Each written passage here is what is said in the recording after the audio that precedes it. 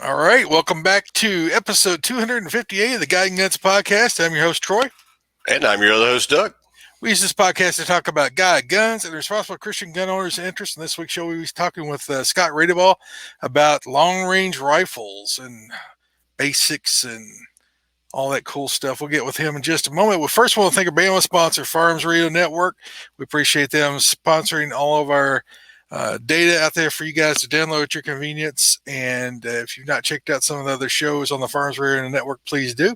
Our buddies over at Student of the Gun were on This Week in Guns last night. I don't know if you got to catch that. I didn't get to watch them. I was actually in a blind trying to kill a pig last night. Is that the one you missed? Yeah.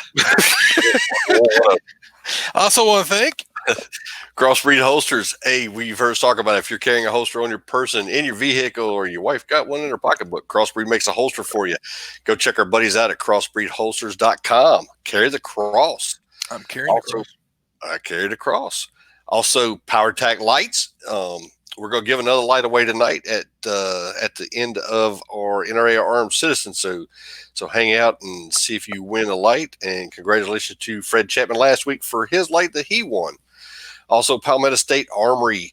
You guys have been doing good. I've seen some stuff go through the site this week. We appreciate all the help you do, and you're buying some cool stuff out there, and they are sending us a little love in return to help out with the show, and we do appreciate it. So check our buddies out, PalmettoStateArmory.com. Cool deal. All right. Well, we're going to go ahead and bring Scott into the show. I'll let you do the introductions, Doug. All right. Well, tonight we got my buddy Scott Radabaugh is on the show with us tonight, and you may remember Scott. He actually came on. He's got a night hunting group. He's one that got me started doing a little night hunting a few years ago. We had Scott on when he was doing that, but Scott has changed. He's still night hunting, don't get me wrong, but he has found another passion that he is doing a lot of and doing really good is long range shooting. And I've had a lot of guys asking me here lately if we ever wanted to do a long range shooting thing. And I was talking to Scott. I was like, hey, you want to come on the show and talk about it? He's like, heck yeah. So here you are, Scott. Yeah, glad to be here. Appreciate y'all having me. Yeah, man. So you've been doing some match shooting here lately. Yeah, a bunch of it. I got started in what's called the Precision Rifle Series about 2 years ago, a little more than 2 years ago, and it has become an obsession, a passion, a money pit, if you will, and it's basically now my only hobby. I still do a little bit of night hunting, not as much, anywhere near as much as I used to, but part of that is I'm growing older and wiser, and I've got a 2.5-year-old little girl, and they keep you grounded, and my wife likes me being home at night, so got to keep everybody happy. I know, right? But I still enjoy night hunting. We went out the other night, killed a couple of good-sized boars down in Cochran. We were actually trying to predator hunt, and ended up walking up on a group of pretty good-sized pigs. But that's how it goes. When you turkey hunt, you see deer. When you deer hunt, you see turkeys. When you pig hunt, you see coyotes. That's just the way it works out. But of course. Yeah, Murphy's Law. But so precision rifle shooting's kind of been my thing for a while. When I was in law enforcement, I was an instructor at the training center, and one of my passions there was teaching the sniper schools at the training center, the Georgia Public Safety Training Center in Forsyth. And I've gotten out of that and really got into shooting long-range rifles competitively in the last 2 years, and it's just taken over. I love it. Hey, Scott. I've got a passion for it. Yes, sir. We're having a hard time hearing you. Could you move your mic a little closer to you, or Sure. we're not picking it up as loud as you were earlier? I don't know. Okay. Daryl just was saying he couldn't hear you, and I was having a hard time hearing you too. All right. How about that? Can you hear me now? It's a little better. Yeah. All right. Get closer. Let me see if I can move this thing forward some. Yeah, that's a lot better when you get up closer to your mouth there. Yeah, it's one of those earbud deals, so I'll try to get it worked out. That's fine. We appreciate it. Yeah. Is that better? Yeah, it's a lot better for me. I can hear you good. All right. Good deal. Sorry. No problem. Like I was saying, I've got a passion for it. I've been doing it for a couple of years, and I try to get as many people involved in it as I can, because if I enjoy it so much, surely everybody else will. And I think this is one of those sports that everybody kind of hesitates to get involved in because they don't know what they're to expect.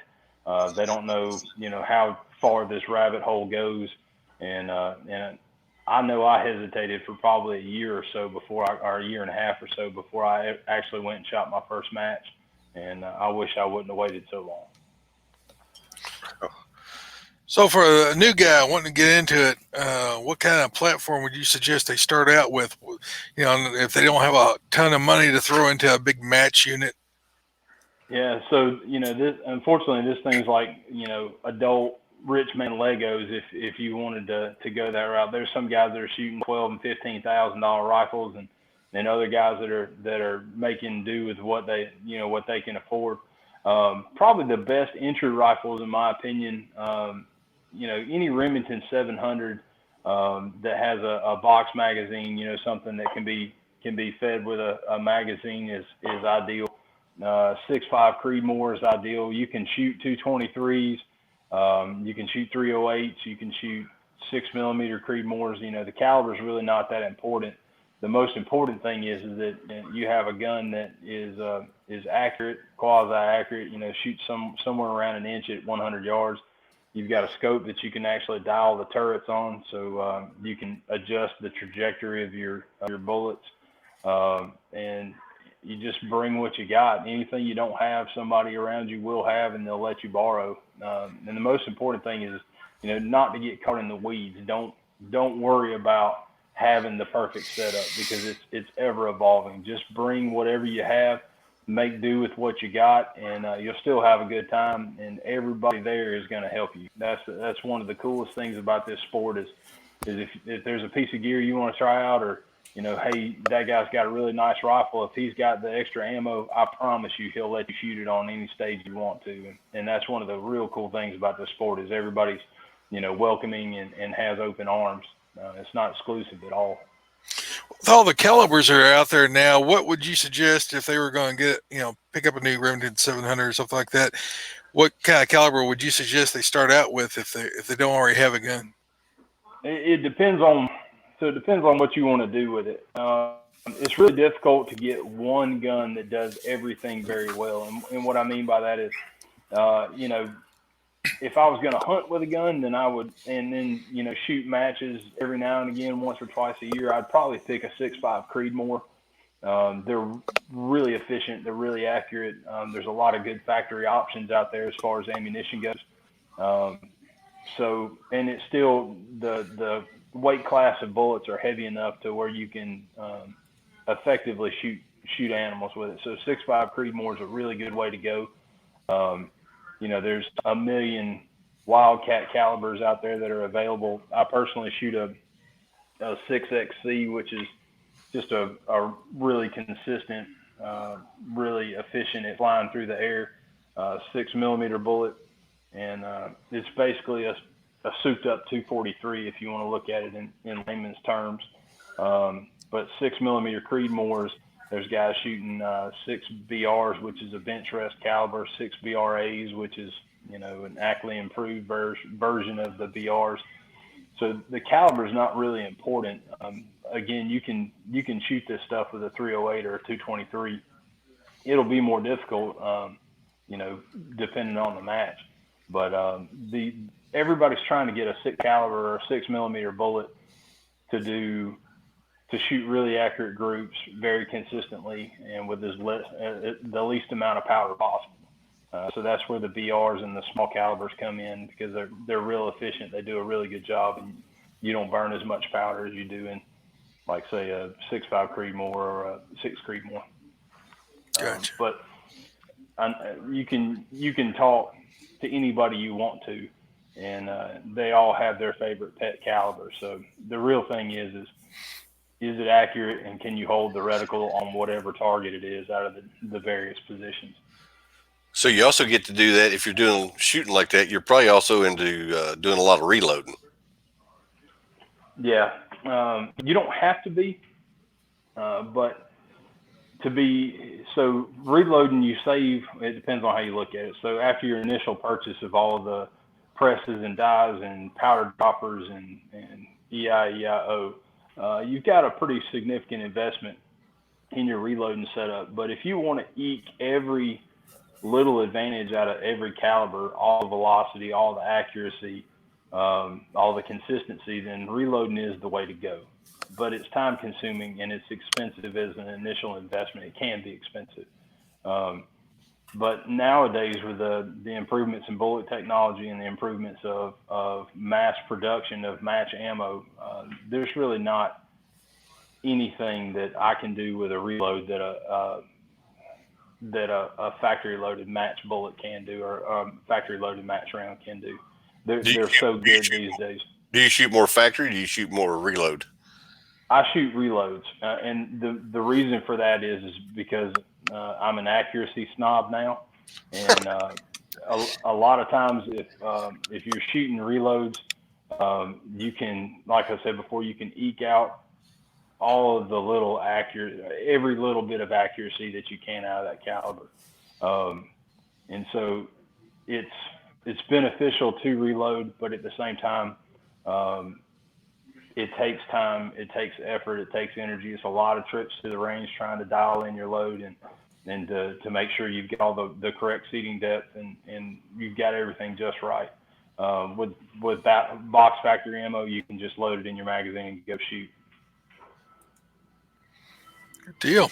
Yeah, Daryl was asking that question over here on the chat on the side. So, uh, in optics, we talked about optics before the show a little bit, but you have a preference, or is it just depend on what kind of rifle you're setting up, or is there It a, so the most important thing is that with optics that they track correctly. And what I mean by that is that when you dial one click on the scope, that actually means what it says. And so in this scope, for instance, it's in mils.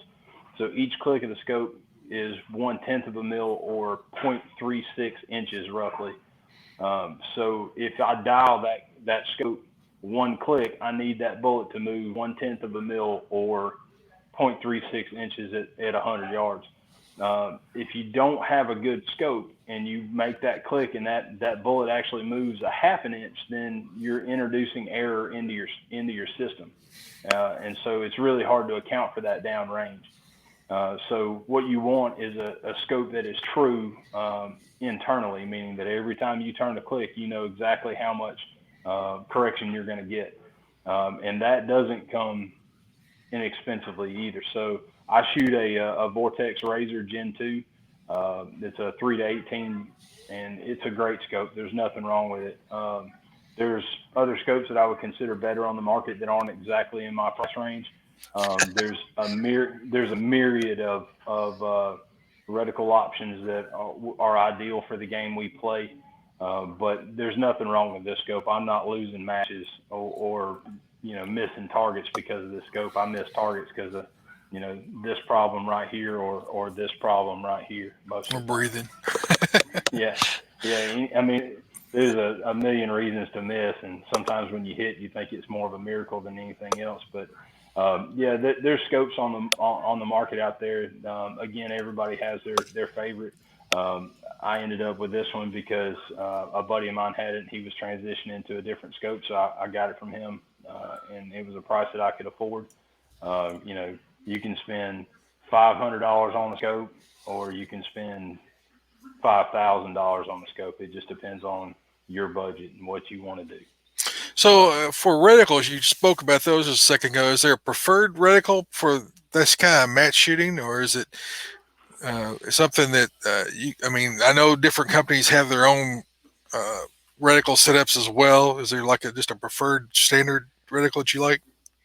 Yeah. So speaking in mills versus MOA, really anything with a Christmas tree reticle that is below the center crosshair, and what that does is it allows you to make corrections.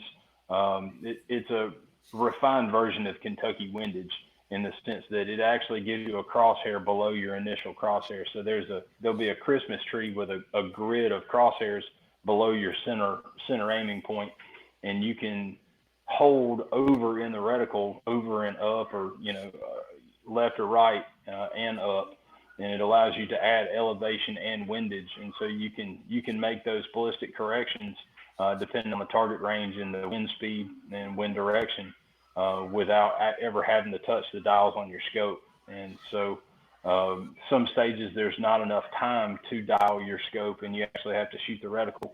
There's other stages where they set it up to where you're not allowed to touch your scope at all, and it's all reticle. You have to shoot everything in the reticle. So just depends on the stage. If there's enough time to dial, we always say dial, because it is mechanically more accurate than your perception of the reticle and target. So I can dial the scope more accurately than I can hold it on a target, hold the reticle on a target. So I would say if you have a scope that does not have a Christmas tree, you'll be at a disadvantage on some stages. So I know that you can't really turn the dial unless you've got dope. So how you set up dope, and what's the way you set it up when you get a new scope? Say you're putting it on the rifle, or you're testing out new ammunition. What kind of steps do you go through to find your dope, and how do you record that? So thanks to Google and the wide internet, you can search the internet and find a range of people's pet loads. And if you shoot with a lot of people, then you'll know about what powder works best and what calibers, what bullet weights work best and what calibers. So I'll create a range of powder charges with a particular bullet and a particular caliber, and I'll say, okay, let's say I want to test 39.3 grains, 39.5 grains, 39.7 grains, and I'll load up, say, 5 grain variants. And then I'll go shoot those and find what velocity node I want.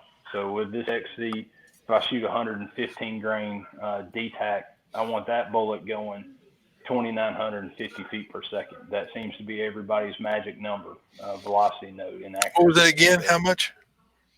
2,950 feet per second. Okay. So I'll find what load or what grain weight hits that velocity node, and then I'll load a few of those and see how it shoots at 100 and get a 0. And I really don't pay attention to how well it shoots at 100 yards, because we never shoot at 100 yards. Where I want my gun to be accurate is in the 400 to 800 yard range. And if it's accurate in those ranges, then chances are it's going to be accurate beyond that. So as soon as I get a 0, I take that load and I shoot it at 600 yards.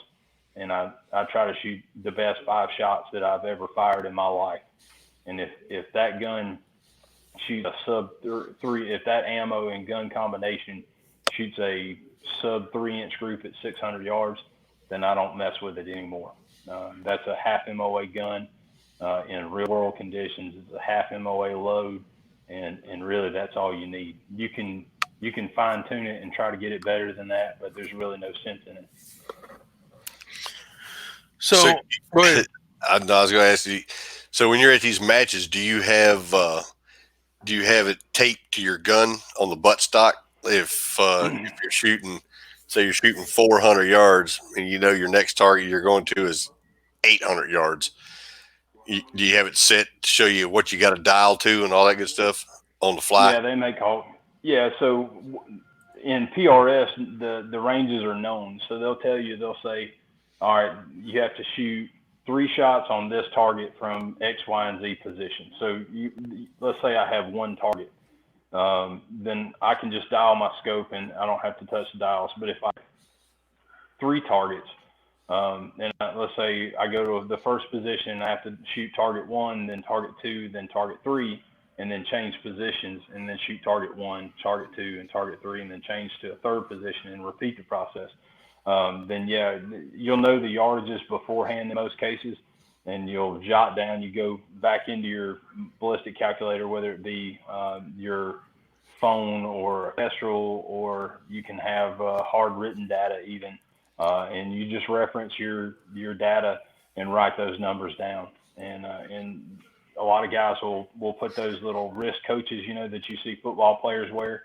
They'll write that data on a little wrist coach. That way they can just look at their arm while they're making their corrections. Or you can hang, they've got card holders that hang off the side of your rifle that put the data right next to your turret. And so it's right there in front of your face the whole time. There's several different ways to do it. I've seen guys jot stuff down on a piece of paper and lay it down next to them. When they get on a stage, it just depends on what works best for you. I typically wear a wrist coach. Just it makes it easier. I don't have a bunch of stuff hanging off my rifle, and that just more opportunity to get hung on things. Well, do you use a spotter when you're in these competitions, or do you just have to do your own spotting?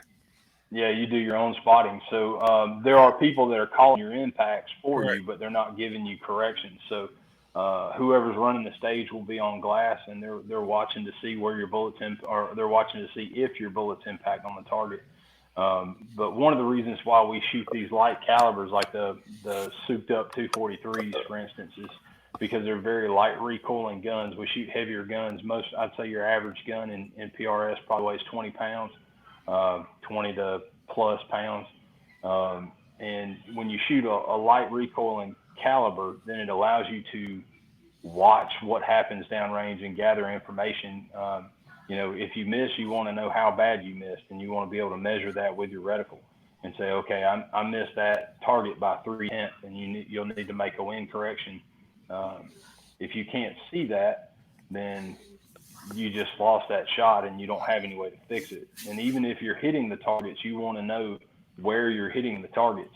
For instance, I shot a match in Tennessee a couple months ago, and sorry, my phone's saying now I'm losing. I don't have but 10% power, so let me figure this out. Oh, Yeah, I've had it plugged in the whole time. Imagine that. yeah. Sounds like our kind of show. Yeah, it's Murphy's Law. Murphy's Law is in full effect. Yeah, I could disappear at any moment. You just Yeah. But I was shooting a match in Tennessee a couple months ago, and I noticed that all of my data was tracking a little low. I was still hitting the targets. Luckily, the targets were big enough where I was impacting low on those targets, but I was able to see that and apply that correction to the targets, and that lessened my error or my margin of error by being able to see that. So being able to see your own impacts or your own misses is critical. They say the top shooters in the country, they all miss. They just don't miss twice because they can see and learn from their mistake or see exactly where they're hitting that target and apply that information to the next target. What's that target you shooting at that range? It depends on the match. Some targets or some matches when you're shooting 1,200 yards will be a full size, an IPSC target for guys that are familiar with pistol shooting. It's basically a full size humanoid target, and but other matches you might be shooting one MOA target. So at 1,200 yards, that would be a 12-inch target. At 1,000 yards, it would be a 10-inch target. At 600 yards, it would be a 6-inch target. So it just depends. A lot of the stages have what I call a gimme target, which is a bigger target to start off with, and they get increasingly smaller as the stage progresses. So, you use those bigger targets to fine-tune your wind calls and to fine-tune your corrections and apply those to the smaller targets. So when you're dealing with wind, do you use a Kestrel type of machine that calculate wind speed and things like that, or they have flags on the course or something to give you indications of wind, or you just have to read it through your scope? Yeah, so you just have to read it through your scope. So the one thing about wind is it's never constant. The 12-mile-an-hour wind that shifts down to a 9-mile-an-hour wind can cause you to miss if you're shooting for a 12-mile-an-hour wind, or conversely, if you're shooting for a 9-mile-an-hour wind and the wind speed increases, the velocity increases in the wind, then it'll cause you to miss. So you can have all the information in the world right before you lay down on your rifle scope, and it can all die real quick. That happened to me twice. Last week in Alabama, I watched the wind for 20 minutes. I had a plan. I knew exactly what I was going to do. And as soon as I walked up to the stage with my rifle in my hand, I felt the wind shift. And it completely shifted directions, not just velocity. Excuse me. So you have to be in tune with the environment in the sense that you've got to be paying attention to what's happening, and the wind at the shooter may be completely different than the wind downrange. And so you have to just pay attention to what's going on. If you miss, you got to be able to see it and make that correction. And then, a lot of times when the bullets impact the target, you'll get a puff of dust coming off that target, and then that dust will trickle and carry off. And so you just have to pay attention to all of it. What kind of timing requirements is it based on time and accuracy, or how does that work out? You have So as much as you want, or what? No, it's part time. So that, depending on the match you shoot, some matches will be 2-minute par times.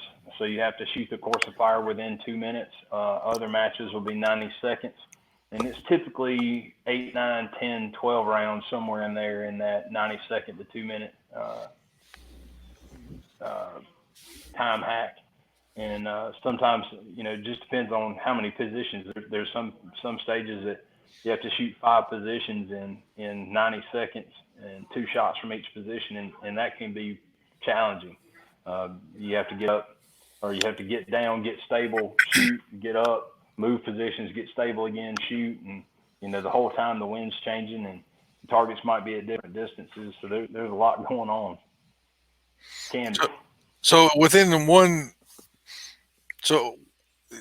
time section, what's it called? The timed it's a part-time stage within one. One stage. Yeah. Within one stage, so you could have to be kneeling, standing, and prone, all 3 in one stage.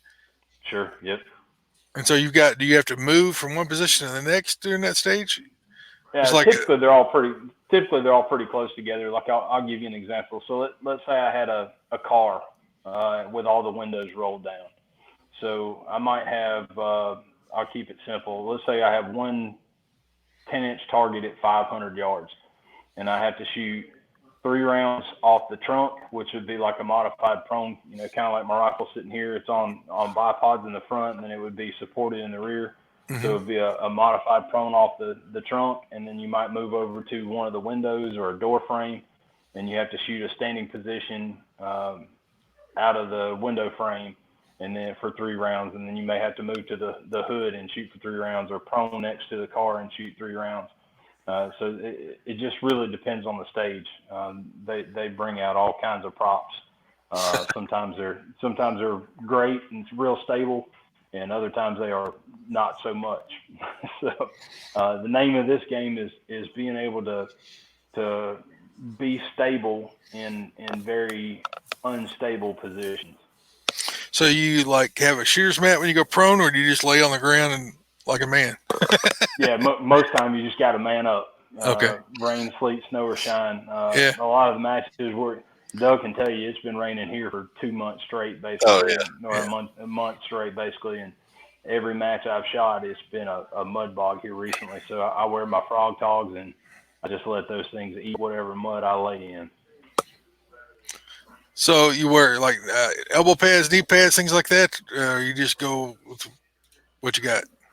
Yeah, most of the time that stuff kind of gets in my way, and it never stays in the right spot, and Mm-hmm. They always move. And there are some guys that wear knee pads. Sometimes I wish I would have worn knee pads. Mm-hmm. Depends on the range we shoot at. One of the ranges we shoot in Blakely, Georgia, at Arena Training Facility. Probably 8 of the 10 stages will be shot underneath one awning, and it's got concrete, a concrete pad poured under the awning. Well, after 4, 5, 6 hours of sliding across that stuff with your knees, and you start thinking, they sell these things at Harbor Freight. I should just buy a cassette and throw them in my bag. Hey, it's funny you mentioned that range, because Troy and I both have shot that range before. Mm-hmm. Yeah, there's a match there about every month. Phil Cashin from Masterpiece Arms. He's a big shooter and big sponsor. He makes these Masterpiece Arms chassis. His MPA chassis are phenomenal product. But he puts on a match in Blakely at Arena about once a month. Matter of fact, I'm shooting in that match Saturday morning, so I'll be leaving to go down there Friday night. Cool.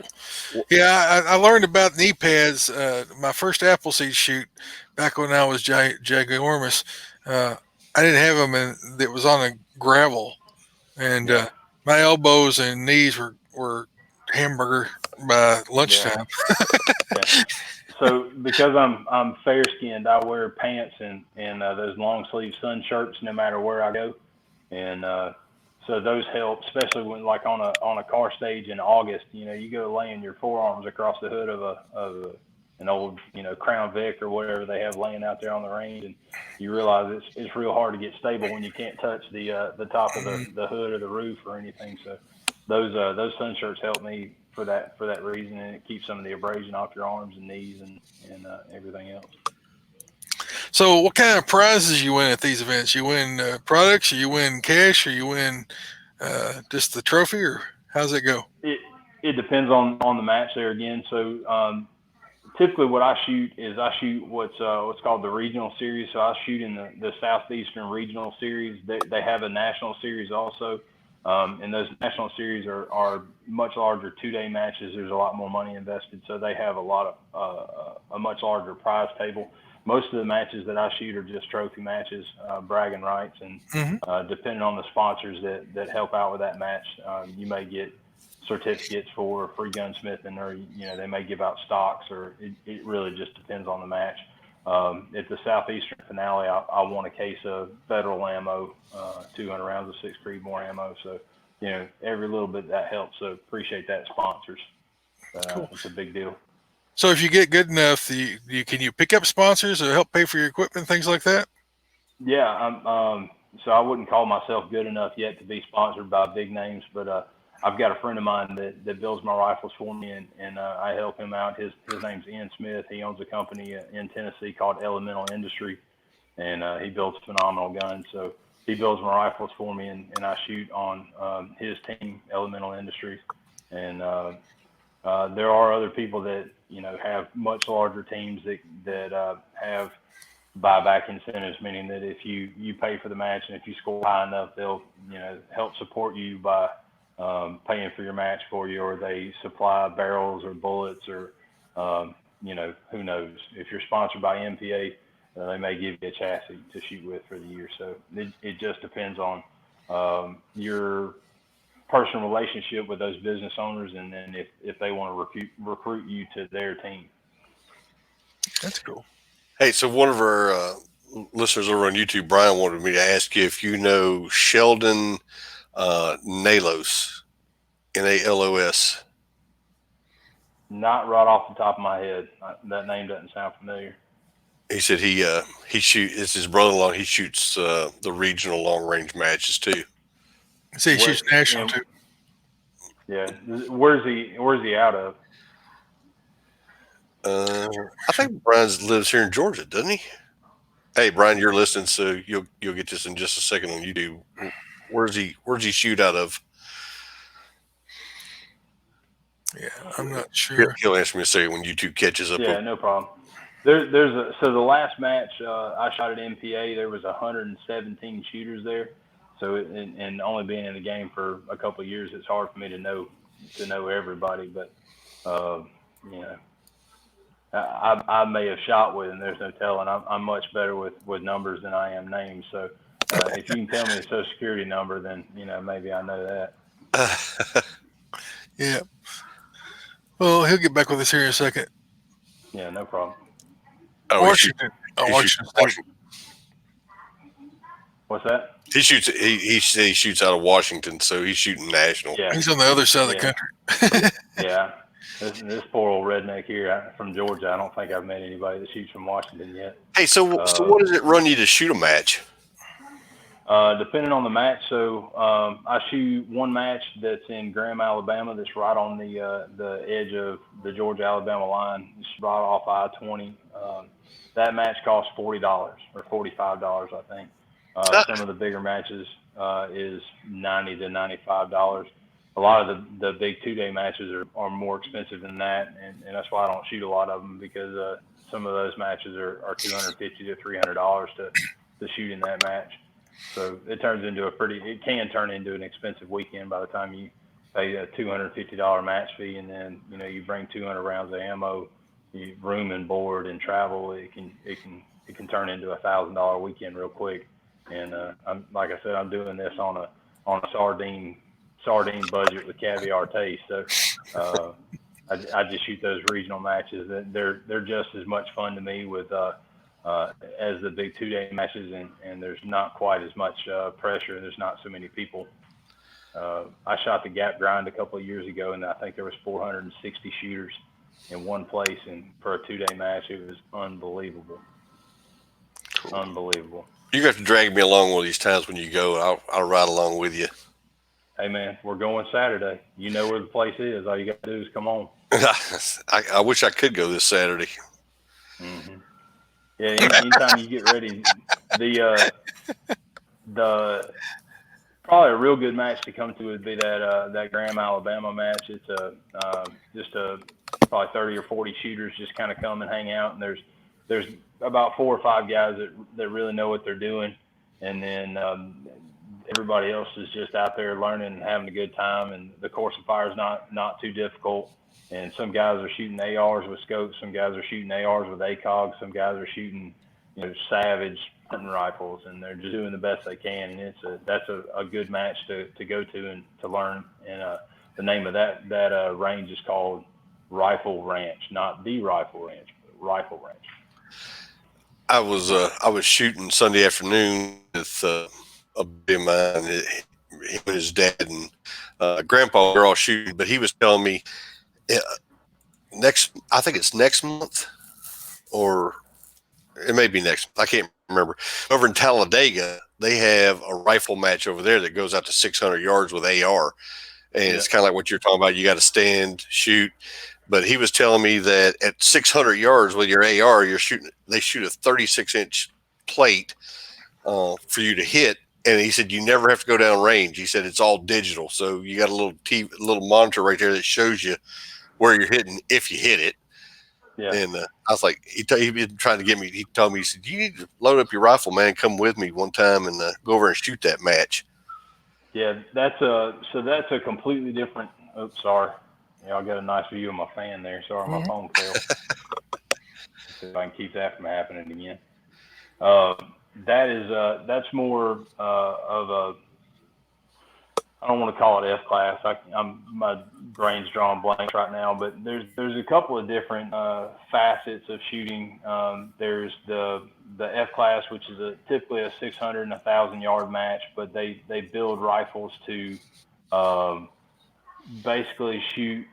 It's more of a test of the rifle and the load capabilities than it is the shooter's capabilities, because the guns can weigh up to 40 pounds, and they've got 40 and 60 power scopes, and they put these rifles in sleds, and they're barely touching the trigger. They're literally barely laying their head on the gun and pressing the trigger. And so it is more of a test of the rifle and the load's capabilities versus the shooter's ability. Not taking anything away from them, because that's the kind of thing that would run me crazy, is trying to fine tune loads that tight. And then you've got high power, which is what your friend's talking about, where they, some of the times they shoot open sights on AR-15s or some wildcat caliber of an AR-15, and that takes a whole nother level of skill. What we do is more positional with tactical rifles.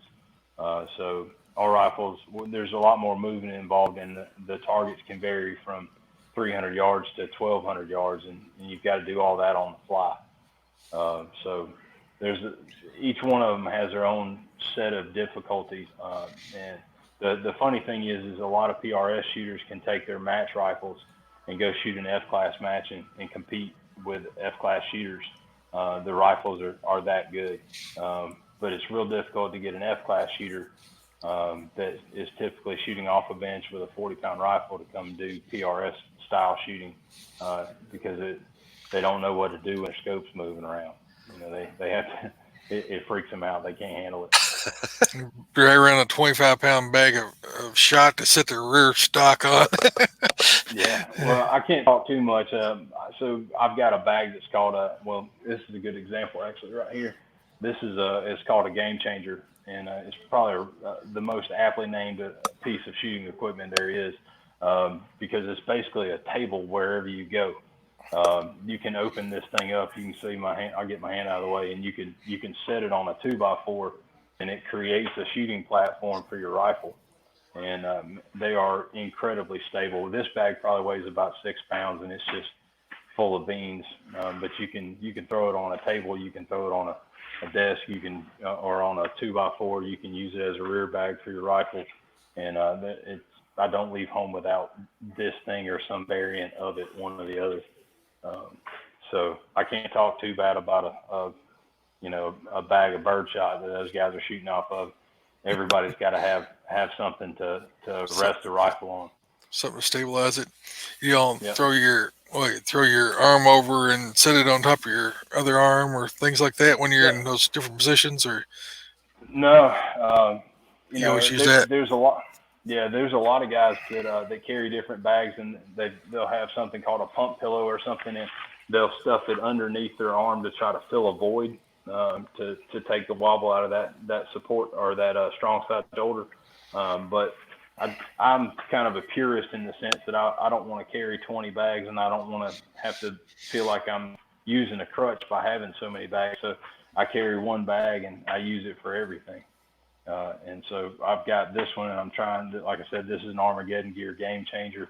And then I got another bag recently that's called a Weebad Mini Fortune Cookie, and instead of it being in M shape like that one is, it's more of a circular upside down C, and it opens and clamps over things and creates a flat surface across the top. So that one's filled with sand, and it weighs about 8 pounds.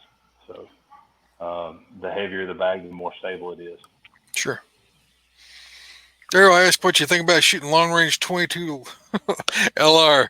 There's not a whole lot of long range of that. You can shoot about 400 yards maybe.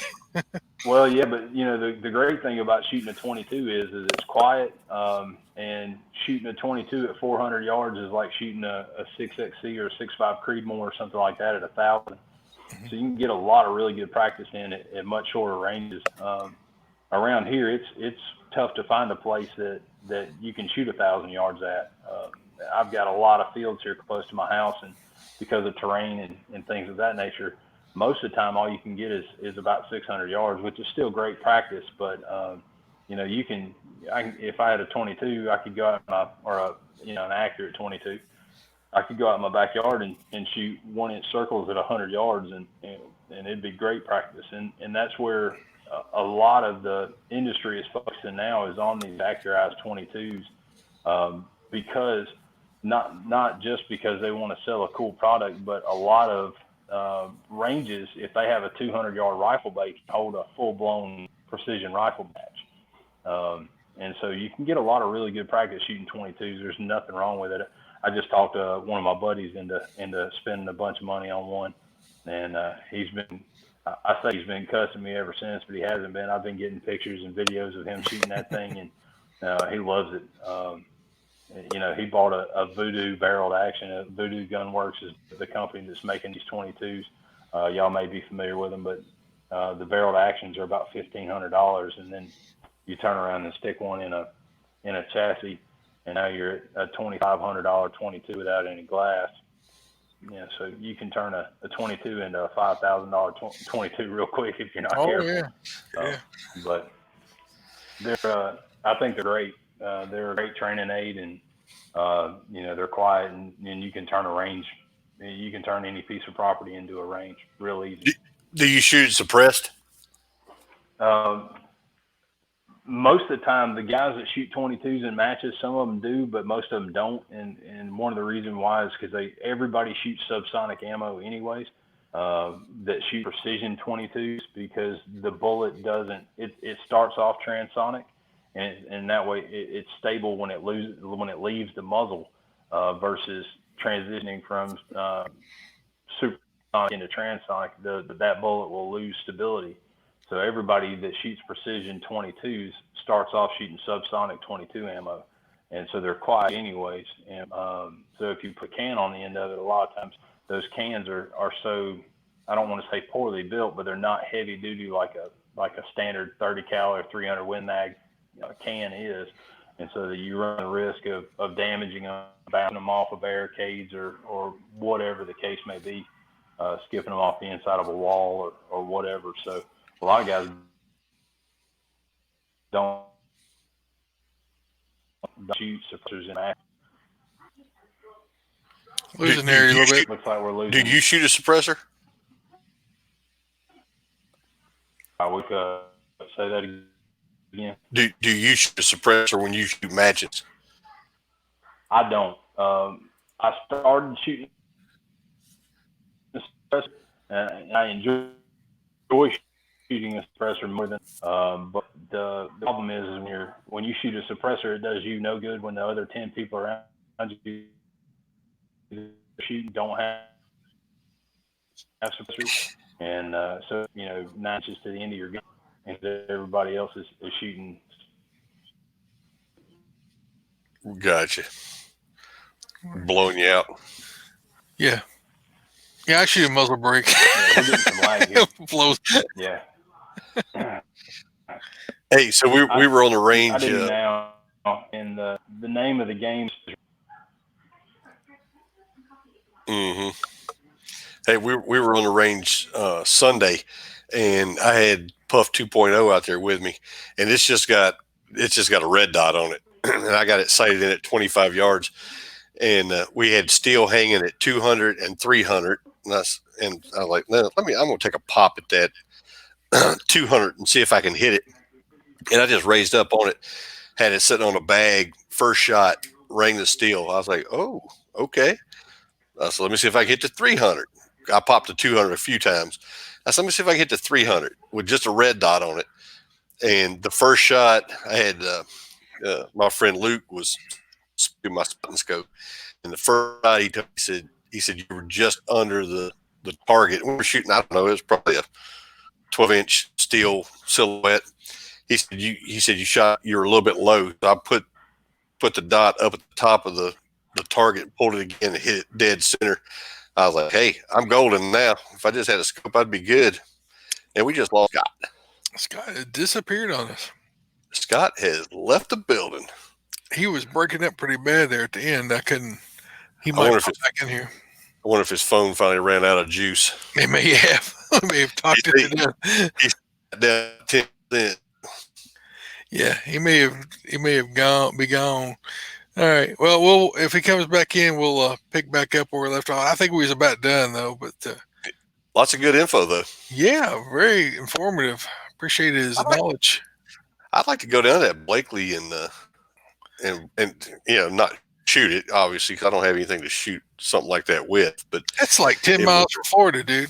It's not even that far. Maybe 5 miles from Florida. That's a long ways for me. For you, it is. For me, it's not. When we went down there, I think I made it in right at 2 hours, maybe. We went through Alabama. It was a long way. It wasn't too bad. All right. Well, let's go ahead and switch over to this week's guide and gun activities. Doug, what have you been up to? Let's see. Sportsman's Daily Devotion on the God's side. I didn't make it to church, but I watched live on TV. My wife wasn't feeling too hot, so I stayed at the house with her. Inside everyday carry. Been carrying my Glock 19 with me. Did go to the range for a little bit. I wanted to shoot, and my son-in-law was telling me this afternoon that he's going to be watching a show, and he wanted me to reiterate the fact that I did miss a pig the other night. I would have put $100 bill. There was two standing there. One on my side was black, and the one on his side was a spotted hog. And we counted it down 3, 2, 1, let them go. And we went down, found blood. We went because we walked up on them just as soon as we walked in the woods. They were already in the corn. And so we just shot them. We hadn't even got in the stand yet. We just laid up on the shooting sticks and let them go. And we found blood. And I would have bet you $100 bill when we found that hog, it would have been a black hog, because I just felt good about the shot. And I'd be dog if when we found it, it was a spotted when he killed it. And I guess I just flat out missed mine. I don't know what happened. So there you go, Matt. I told the truth. I did miss. I do miss occasionally. So Looks like Scott might be back with us. I don't see him yet. There he Can you hear us?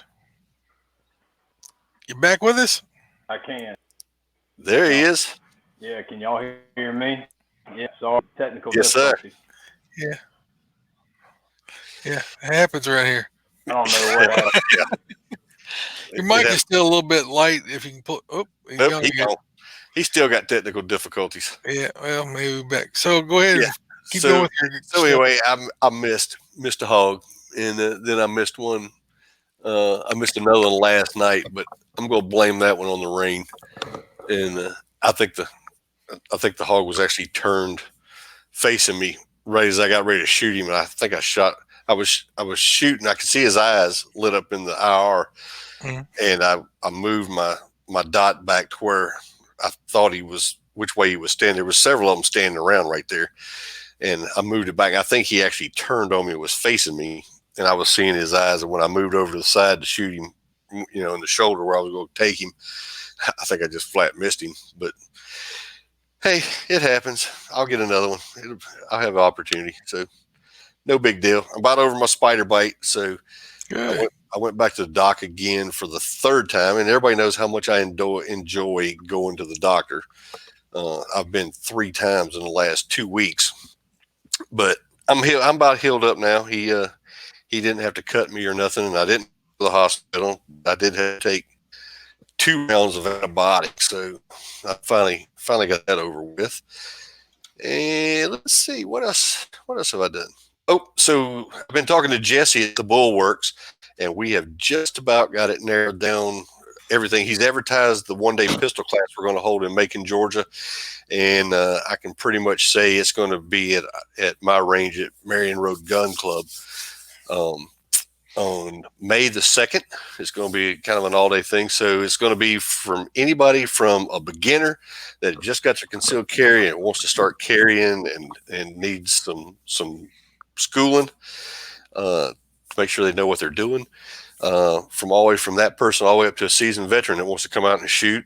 And it's going to be I think it's going to be a coin match at the end too. So if you want to shoot for your coin, come out and join us. It's $150, I think, because I'm bringing Jesse down. I'm getting a discount because he's going to stay at my house Friday night, so they don't have a hotel bill. So cool.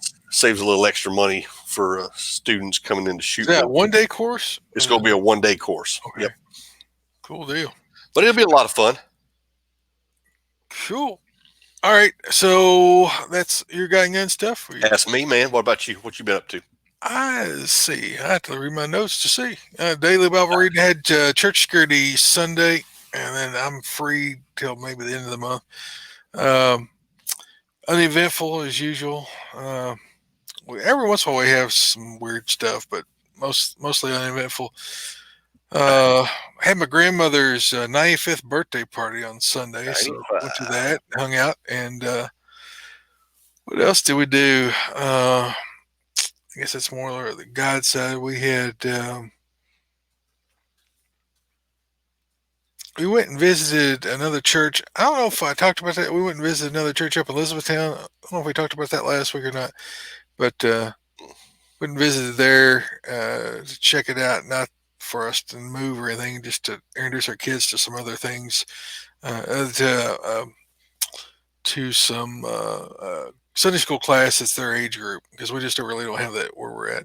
Mm-hmm. That was pretty much the God stuff. I mean, I do a lot of reading the Bible and listening to sermons. I'm sort of a self-feeder as far as if I don't get to go to the church, I'll listen to a sermon or I'll do a Bible study or something, a 3-day study or something to get my, to feed my own verses in. And then on the gun side, just the EDC, concealed carry. I've been working with a certain group here in the community and did some things with them over the last week or so. I got an event coming up at the end of the month that I'm doing a radio plan for. Did some scouting last Saturday, went out and checked all the different frequencies in the area to see what what frequencies people were talking on simplex and on the repeaters, and make sure we wouldn't be conflicting with those guys for the security event coming up. So spent some time with that. Been working on the bunker some more. I mean, it's coming along. It might be good enough to take a picture of and post somewhere one of these days.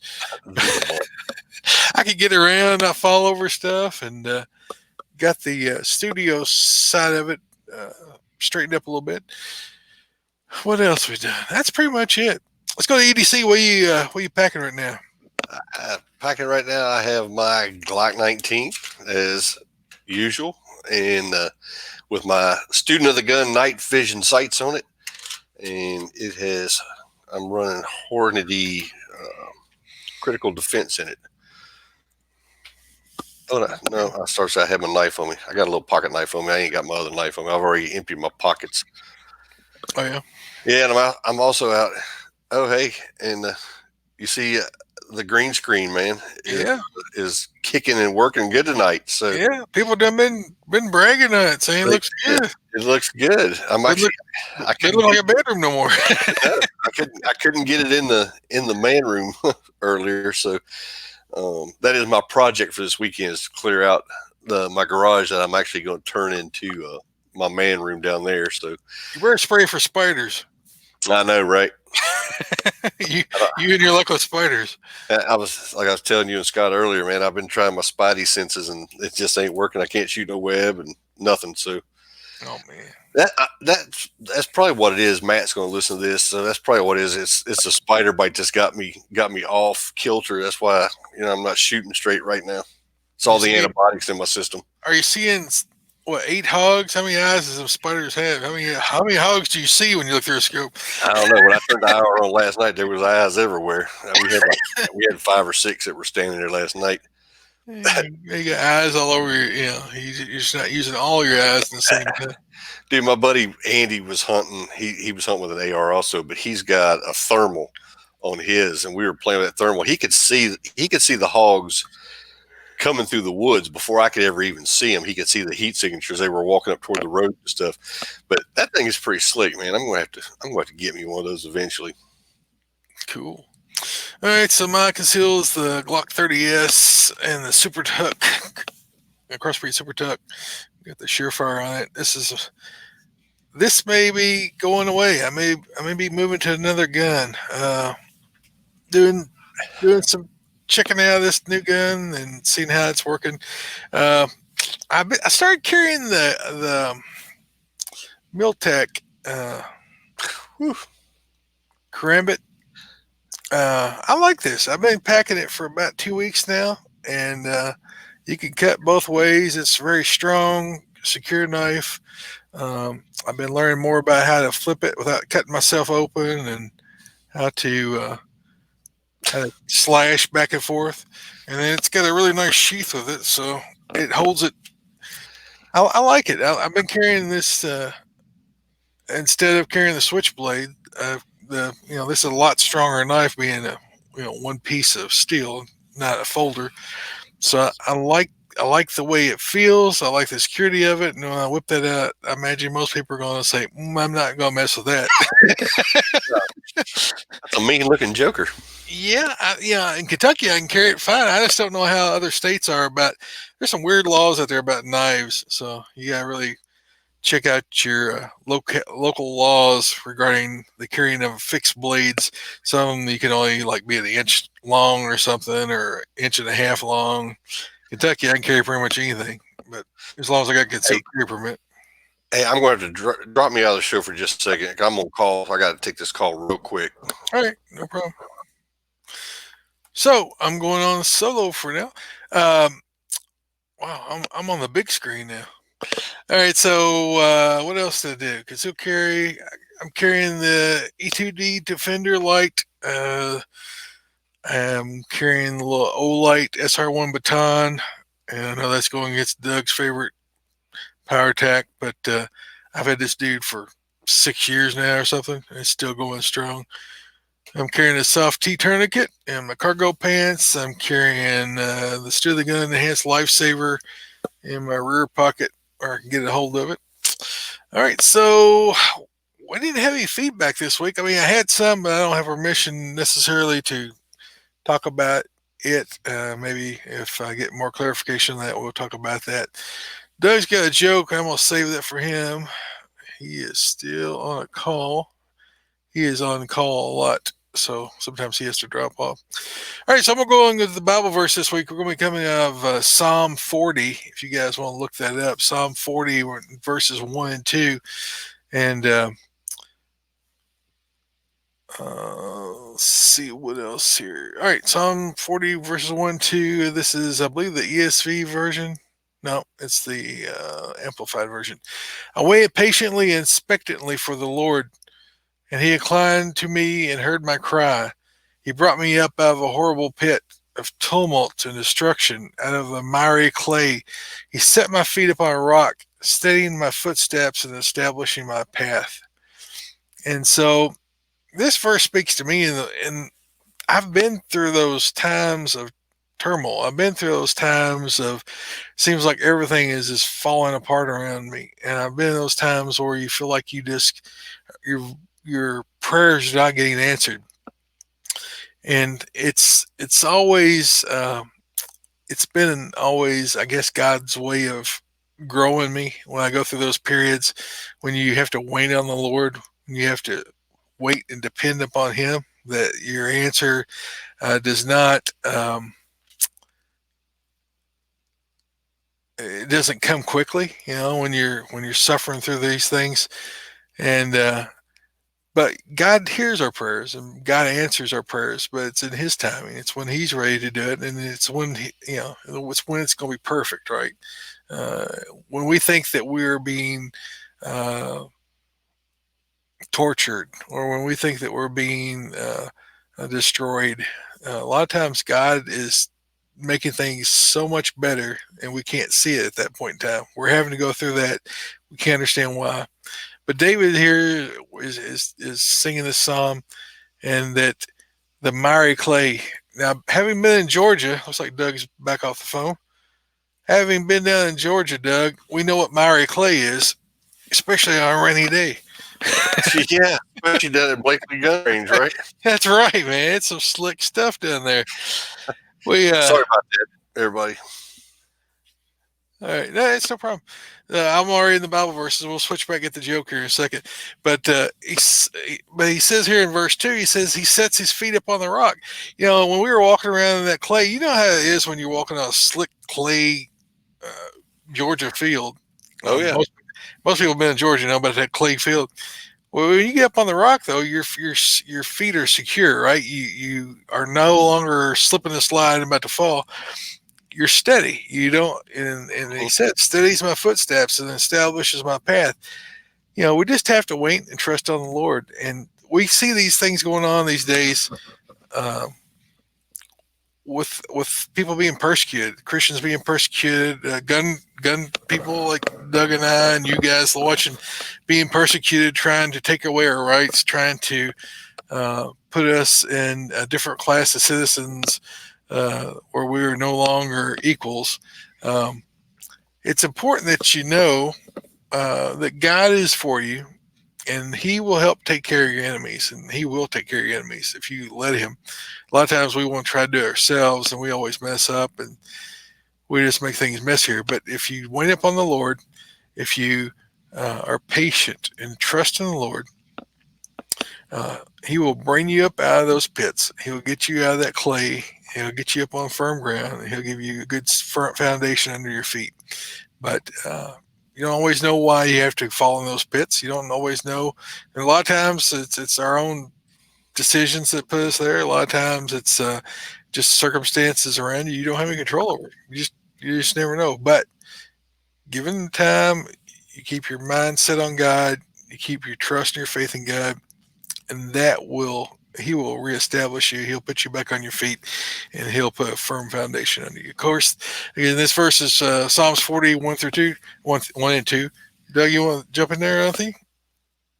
No, like you said, when you're not on that firm foundation, man, you slip and slide and everything else. But when you get sure-footed, you're good to go. Cool deal.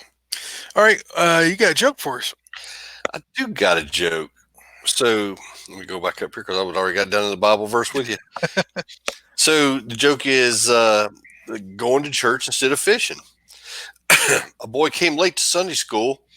Knowing he was usually very prompt, his teacher asked, Johnny, is there anything wrong? He said, no, ma'am, not really. He said, I was going to go fishing, but my dad told me I needed to get up and go to church. And the teacher was very impressed and asked Johnny if his father had explained to him why it was important to go to church and not go fishing. He said, yes, ma'am, he did. Johnny said, my dad said he didn't have enough bait for both of us.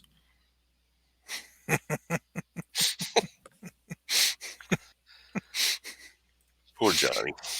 Johnny. My wife said that she hadn't heard any dumb blonde jokes lately. I said, well, I need to find some I more. can find some now. Yeah. She's like, she's got her hair redid the other day. Oh, did she? Well, see, I didn't know that, so I will hook her up next week. I promise. So man, we've done had our main topic with Scott on, and he was very informative. We appreciate that. We got a couple of things we'll mention now about how to support the show. Then we'll be on to the armed citizen. I'll try to kick through here pretty quick.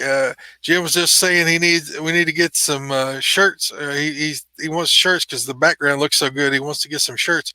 It does look good. I know it looks great. It makes us look like we're professional or something. I know. Everybody's what a green screen will do. All right. So we're gonna. I'm working on shirts. I've got patches and stickers left. One of the things I did while I was clearing out the bunker here, I found a whole another box of patches I didn't realize I had, and another box of stickers. So we got tons of patches and stickers ready for you guys. And I've got a whole bunch of swag from other different companies and things that I throw in with your order. So when you order something, you don't just get the Guy and Guns thing. You get or the Bible verse one. You get several other things. I try to throw as much in there as I can if I have enough swag in. So we appreciate your orders. I got 2 or 3 orders last week, so we got those sent out. So we want to thank our. Let's see, we already done that. So Zija is. If you know more about it, you just go to God and Guns, all spelled out, / myzija, myzija.com, and you can find out my testimony and all that stuff on the site. You can see about the products. I used it for weight loss. I used it for inflammation, healing me of lots of pain and lots of physical ailments. My blood sugar was through the roof. My triglycerides were through the roof. My blood pressure was through the roof. The doctor wrote like 7 prescriptions down for me. I took Zija for a month and I came back and he said, hey man, your numbers look great. Keep doing what you're doing. Those medicines are working for you. I'm like, I didn't take any of those medicines. I just took this. He's like, what? And so it worked great for me. It may work for you. If you'd like to have a sample, I'm charging, I think, $25 for a 5-day sample because I've got it put together. It includes several different products together and then shipping and all that. I've been sending them out free of charge, and I'm getting into the close to the 3 and 4 figures for all the samples to send out without a whole lot of guys signing up. So if you would like a sample, I'm selling it to you for pretty much less than my cost, just for you to get to try a sample out. Oath Keepers, Doug and I are both Oath Keepers. I'm a lifetime Oath Keeper, and they are having a raffle for AR-10 right now on their page. That's oathkeepers.org. That raffle is going to fund Virginians to help train them up in these militias that they're starting, and help get them up to speed to fight against this unconstitutional gun grab that's going on in Virginia. Plus, there's other things that Oath Keepers are always doing to try to support our inalienable rights, free speech, and they've been having quite a few videos on the coronavirus, what's going on with that.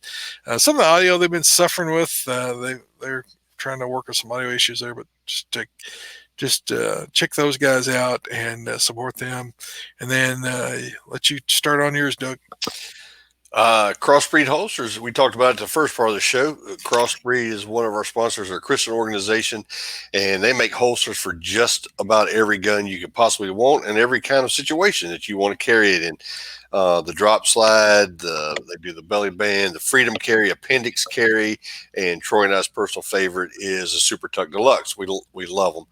But they make a high quality holster. Go check our buddies out, crossbreedholsters.com. Use our promo code GNG and get a 10% discount for listening to us. And let them know if you buy something from them, email them, let them know you heard it from us. Also, Axelson Tactical. Axelson, you've heard Troy was talking earlier about his Axelson, and that's what I shoot for hog hunting. I love it. They're precision rifles. They make precision, and I need to talk to Jeff one day, and they have some really nice bolt guns, and Troy's got his up right there. Actually, There it is. I love the color on that It's a one. bronze looking color. Mm-hmm. I've got the ATN day-night scope, X-Sight HD on it, and I got a big infrared illuminator on there, ATN illuminator.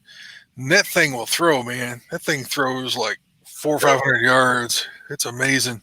Oh yeah, but it's a one shot and zeroed. But I love this gun. It's so light, and even with this scope on there, it's super light, and it is a nail driver. they are tack drivers. Yeah. But they make precision ARs. They make custom rifles. They make long guns. I mean, the gun Scott was talking about shooting long distance. Axelson makes some outstanding rifles. But go check them out. They got a whole line of products out there, and you can find them at axelsonusa.com. Find what you want. Use a promo code God and Guns over there, and Jeff and company will give you 10% off for listening to us on that show. PowerTac lights. Lane had actually emailed me today and told me that he couldn't believe the number of flashlights that have been flying off the shelf down there. And PowerTac lights, we gave one away last week. We're going to give another one away this week. And when I talked to Lane, he's actually going to send us something new that they're coming out with. He's going to send us one so we can show it on the show and get people looking at it. And we're going to give another one away here shortly. But go check our buddies out, PowerTac Lights. It's powertac.com. And they got lights. They got pretty much any kind of light you want. They got IR lights, headlamps, tactical lights, law enforcement lights. You name it. They're high quality, lifetime warranty on them, so you can't go wrong. So powertaclights.com. Use our promo code God and Guns over there, and they will give you 20% discount for listening to the show. Also, last but not least, is Palmetto State Armory. If you're looking to do an AR build or ammo, they got deals of the day and everything else you can possibly think of. Go check them out. We have a link on Facebook. You can email Troy and I. We'll send you the direct link to it. We have it pretty much everywhere. But use that link. It goes in and you buy anything you want. There's not a promo code for it, but what they do is Palmetto State actually sends us a little bit of money back from everything that goes through our link. So check them out, palmettostatearmory.com. All right, Armed Citizen, Doug, what you got for us tonight? Armed Citizen starts out, this is from Greensboro. He shot him 4 or 5 times, and the armed robber was killed in the robbery in Greensboro. And this happened on February the 29th, Greensboro, North Carolina. A terrifying armed robbery lasted less than a minute, ending when a customer pulled out his own gun and shot the suspect 4 to 5 times. According to Greensboro Police Department, 18-year-old Malik Harris tried to rob at gunpoint the convenience store NC Tobacco on the morning of February 29th. WFMY News 2 spokesman spoke exclusively with one of the owners of the family-owned business located on Summit Avenue. There were 3 or 4 customers in the store, and a guy came in and put a gun on all the customers and made everyone come behind the counter at gunpoint. While the store employees and customers were huddled behind the register, another unsuspecting person walked in the store. He grabbed her by the neck and brought her behind the counter at gunpoint. The situation took an unexpected turn when one of the customers took advantage of the distraction and pulled his own gun and fired shots at the suspect.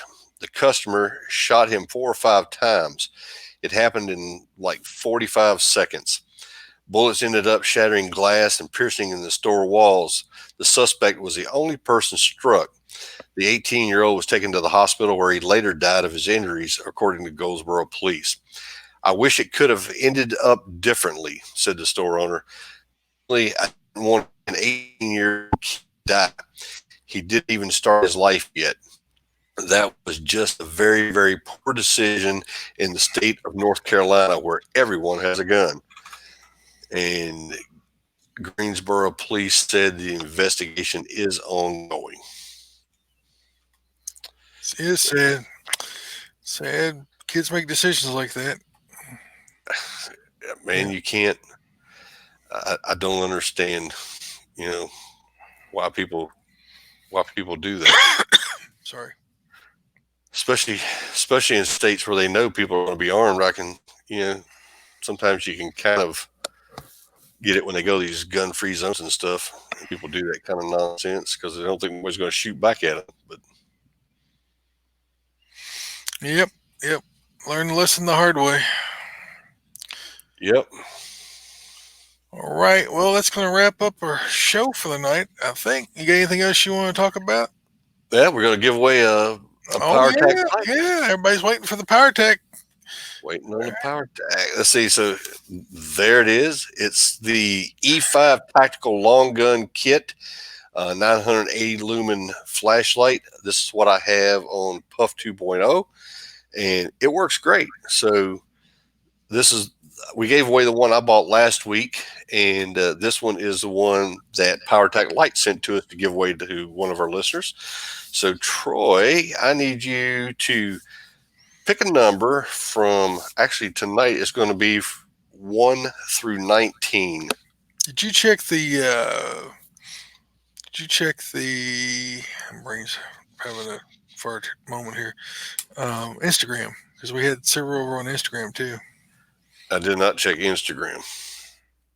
I'll have it up. So some of them had Instagram but didn't have Facebook. I should have told Oh, you. really? Yeah. So let's see how many is over here.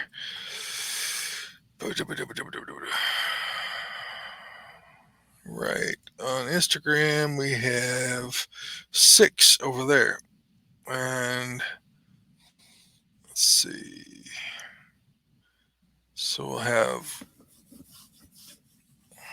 Where's all the comments at?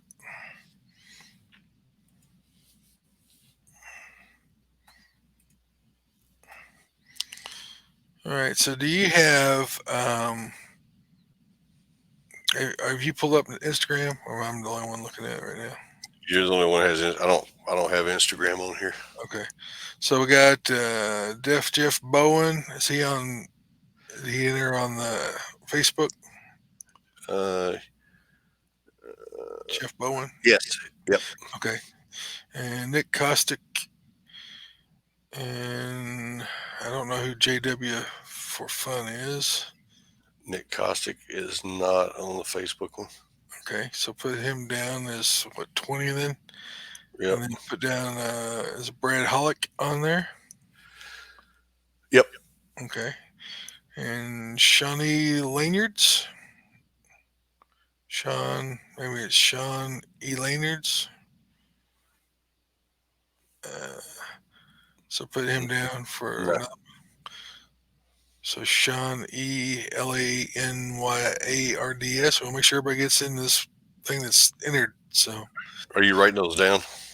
I have them in front of me. So we got 6 over here, and 2 of them are already over there on the other side. I don't know who JW for Fun is. It doesn't have a name. So we will. So what does that make us? 4 more. That make us 20. What? 24? 23? 23. 23. Okay. So let me do the generator on the number. And it's number 11.